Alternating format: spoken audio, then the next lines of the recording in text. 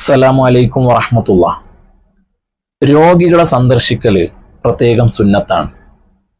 രോഗികളെ നമ്മൾ സന്ദർശിക്കണം, അവർക്ക് വേണ്ടി ദുആ ചെയ്യണം, അവരോട് നല്ല കാര്യങ്ങൾ പറഞ്ഞ് സന്തോഷിപ്പിക്കണം, അതുപോലെ തൗബ കൊണ്ട് പ്രേരിപ്പിക്കണം. ഇങ്ങനെയുള്ള ഒരുപാട് കാര്യങ്ങൾ ഇമാമിങ്ങളായ പണ്ഡിതന്മാർ നമുക്ക് പറഞ്ഞു തരുന്നതോടൊപ്പം വളരെ പ്രധാനപ്പെട്ട ഒരു കാര്യവും കൂടെ പറഞ്ഞു തരുന്നുണ്ട്. അതായത് രോഗികളോട് ഭക്ഷണം കഴിക്കാനും മരുന്ന് കഴിക്കാനും കീർത്തിക്കാൻ പാടില്ല. കീർത്തിക്കുക എന്ന് പറഞ്ഞാൽ നിർബന്ധിപ്പിക്കുക. അപ്പോ മരുന്ന് കൊടുക്കണ്ടേ, ഭക്ഷണം കൊടുക്കണം, പക്ഷെ നിർബന്ധിച്ചുകൊണ്ട് കൊടുക്കാൻ പാടില്ല എന്നാണ് പറഞ്ഞത്. പിന്നെ എങ്ങനെയാ കൊടുക്കേണ്ടത്?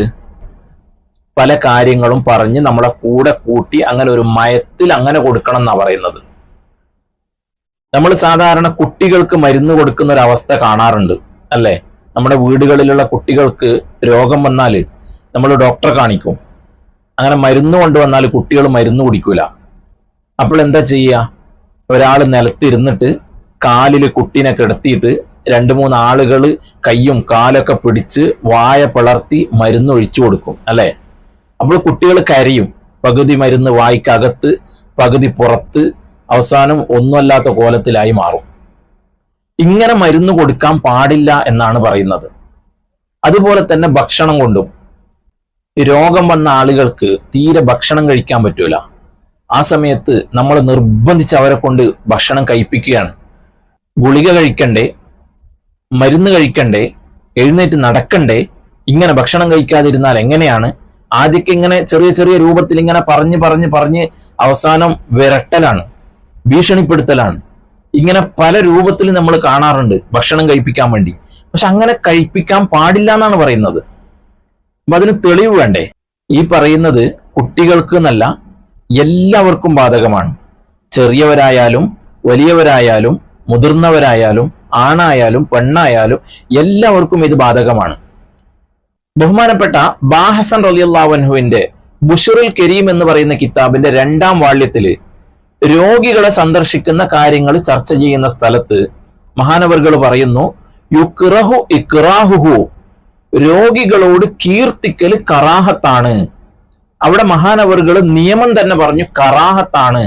കീർത്തിക്കുക, അതായത് നിർബന്ധിക്കൽ കറാഹത്താണ്. എന്തിന്? അലത്തനാവുലിദ്ദവാഇ, മരുന്ന് ഉപയോഗിക്കുന്നതിന്റെ മേൽ, അതായത് മരുന്ന് കുടിക്കുന്നതിന്റെ മേൽ കീർത്തിക്കല്, നിർബന്ധിക്കല് കറാഹത്താണ് എന്നാണ് ബഹുമാനപ്പെട്ടവർ പറയുന്നത്. അപ്പൊ നിർബന്ധിച്ചുകൊണ്ട് മരുന്ന് കുടിപ്പിക്കല് കറാഹത്താണ്. അപ്പൊ മരുന്നിൻ്റെത് അങ്ങനെയായി. അപ്പൊ ഭക്ഷണത്തിന്റെയോ? അതിന്റെ തുടർച്ചയായി മഹാനവറുകൾ പറയുന്നു, ഒമിസ്ലു തആമി, ഭക്ഷണവും അതുപോലെയാണ്, നിർബന്ധിക്കാൻ പാടില്ല. അപ്പൊ ഇതിനൊരു കാരണം ഉണ്ടാവുമല്ലോ. എന്താ കാരണം? മഹാനവറുകൾ പറയുന്നു, ഇതിനൊരു ഹദീസ് വന്നിട്ടുണ്ട്, ലാ തുക്രിഹു മർളാക്കും അല തആമി വശറാബി, രോഗികളെ മേൽ ഭക്ഷണം കഴിക്കാനോ കുടിക്കാനോ നിർബന്ധിക്കാൻ പാടില്ല എന്ന് ഹദീസ് വന്നിട്ടുണ്ട്.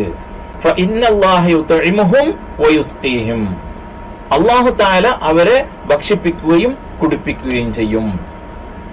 അപ്പൊ അല്ലാഹു തആല ഭക്ഷിപ്പിക്കും, അല്ലാഹു തആല കുടിപ്പിക്കും എന്ന് പറഞ്ഞ് രോഗികളെ നമ്മൾ നോക്കാതിരിക്കുകയല്ല വേണ്ടത്. അല്ലാഹു തആല ഭക്ഷിപ്പിക്കും, അല്ലാഹു തആല കുടിപ്പിക്കും എന്ന് പറഞ്ഞാൽ, ഇപ്പോ നമുക്കറിയാം വലിയ വലിയ രോഗമുള്ള ആളുകൾ അല്ലാഹു തആല ചെറുതും വലുതുമായ എല്ലാവിധ രോഗത്തിന് തൊട്ടും നമ്മയും നമ്മുടെ കുടുംബത്തിനെയും നമ്മളുമായി ബന്ധപ്പെട്ടവരെയും നമ്മളോട് ദുആ കൊണ്ട് വസിയത്ത് ചെയ്തവരെയും കാത്ത് സലാമത്താക്കുമാറാവട്ടെ. ആമീൻ യാ റബ്ബൽ ആലമീൻ. അപ്പോൾ ഈ വലിയ വലിയ രോഗമുള്ള ആളുകൾ ചിലപ്പോൾ ആഴ്ചകളോളം, ചിലപ്പോൾ മാസങ്ങളോളം ബോധമില്ലാത്ത രൂപത്തിൽ കിടക്കുന്നുണ്ടാവും. ചിലപ്പോ ഓരോരു തുള്ളി വെള്ളം ഉറ്റിക്കുമ്പോൾ അത് ഇറക്കുമെന്നല്ലാതെ ഭക്ഷണം കഴിക്കാൻ പറ്റാതെ വെറും ബോധമില്ലാത്ത രൂപത്തിൽ കിടക്കുന്നുണ്ടാവും. എന്നാലോ ആഴ്ചകളോളോ മാസങ്ങളോളോ കഴിഞ്ഞിട്ട് അവര് പരിപൂർണ ആരോഗ്യത്തോടു കൂടെ തിരിച്ചു വരികയും ചെയ്യും. അതെങ്ങനെയാ? അത് അള്ളാഹു കൊടുക്കുന്ന കഴിവാണ്. അതാണ് അള്ളാഹു താല പറഞ്ഞത്, അവർക്ക് എത്രയാണോ വേണ്ടത് അത് അവര് കഴിക്കും. അല്ലാതെ രോഗമുള്ള ആളുകൾക്ക്, സാധാരണ ആരോഗ്യമുള്ള ഒരാൾ കഴിക്കുന്നവരെ ഭക്ഷണം കഴിക്കാൻ പറ്റില്ല. അപ്പൊ അവർക്ക് വേണ്ടത്ര ഭക്ഷണം നമ്മൾ കൊടുക്കുക, അവർ കഴിക്കുന്നത്ര കൊടുക്കുക, നിർബന്ധിച്ച് കഴിപ്പിക്കരുത്. അപ്പൊ ഇവിടെ പറഞ്ഞതിന്റെ ആകത്തുക നമ്മൾ കഴിക്കുന്ന ഭക്ഷണം, അതുപോലെ നമ്മൾ കഴിക്കുന്ന മരുന്ന്, അത് നമ്മുടെ ശരീരത്തിന് വേണ്ടതുപോലെ പ്രവർത്തിക്കണമെങ്കിൽ, നമ്മുടെ ശരീരത്തിൽ വേണ്ടതുപോലെ അതിന്റെ എഫക്റ്റ് ചെയ്യണമെങ്കിൽ നിർബന്ധിച്ച് കഴിപ്പിക്കാൻ പാടില്ല. അത് നമ്മൾ പ്രത്യേകം ശ്രദ്ധിക്കേണ്ടതാണ്.